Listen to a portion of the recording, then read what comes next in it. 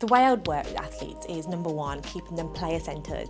So it's all about them, right? It's helping them develop as a player and also helping them develop as a person. I'm looking at them from, not just from a mental point of view, but physical, spiritual, emotional, and then overall well-being. So that's more of a holistic approach. But also I am building that. So for me, it's really, really important to build that rapport, that trust, that openness relationship, and most importantly, have that relationship where we can be honest with each other, so we can work, which a lot of people say, quicker in a way, right? And I believe that if you do build that relationship with someone, or other people may say small wins, for me, start building that relationship to create the wins. And that comes from an approach of humanistic psychology. So that allows me to foster the self-awareness, help them to grow because of that relationship that we have. Another part of my approaches or philosophies is transpersonal, which is not very much known or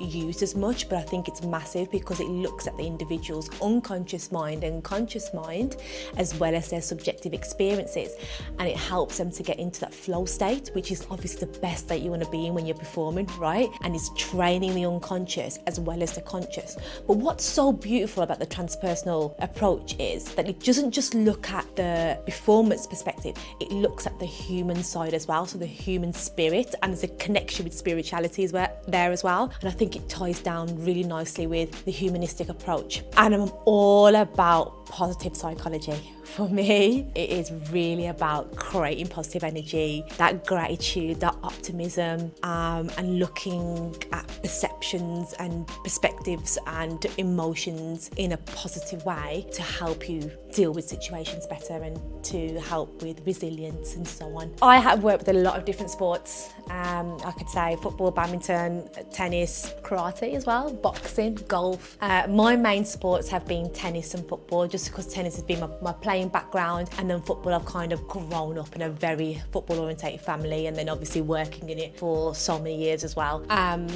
That has been like my umbrella in sports. On the other side though, I've also merged into the corporation world and have worked in the field of finance, healthcare, and also sales as well. So there is that link of transferring the skills from sports psychology into business, and that's another thing that I want to make a difference in the world of corporation as well, knowing the difference that sports psychology can actually make in that world.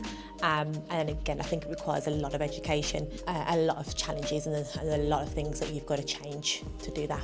So